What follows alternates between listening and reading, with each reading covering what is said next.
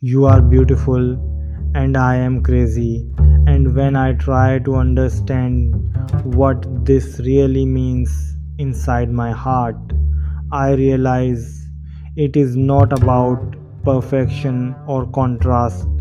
It is about emotion and the way feelings sometimes grow in uneven ways between two people, where one presence feels calm, graceful, and naturally meaningful, and the other presence feels intense, overwhelmed, and carried by emotions that are sometimes hard to control.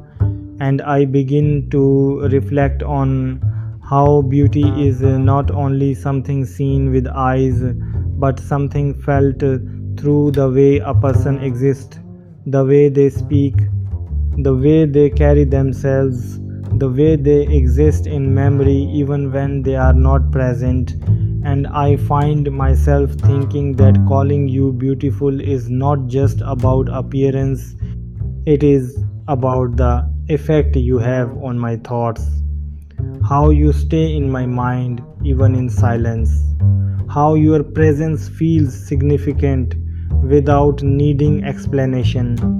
And at the same time, I look at myself and understand why I call myself crazy. Not in a negative way, but in the sense that emotions sometimes move faster than logic, that feelings sometimes become louder than passions, that the heart sometimes reacts before the mind has time to organize thoughts properly. And I start to see this difference between us not as distance but as contrast, like two different energies trying to understand each other without losing their own nature. And I realize that intensity and calmness can exist in the same space if there is understanding, if there is patience, if there is communication that does not judge but tries to interpret gently. And I think about how relationships often involve this kind of imbalance in expression, where one person feels deeply and quickly while the other processes slowly and steadily. And instead of seeing that as confusion, I begin to see it as something that needs balance rather than correction. Because being crazy in love is often just another way of saying that feelings are strong, unfiltered, and real, while being beautiful in love is often about how someone naturally brings peace or admiration without trying. And I realize that both of these experiences are human, both are valid, and both can exist together without conflict if there is understanding between them. And I start to think that what truly matters is not how different we are in expression, but how willing we are to understand those differences without turning them into misunderstanding. And I find myself hoping that if you ever read this feeling behind my words, you will not see chaos in it, but sincerity, not confusion, but emotion, trying to find its right shape. Because beneath everything I am saying, there is simply a desire to connect honestly, to express without fear, and to appreciate what I see in you while also acknowledging what I feel within myself.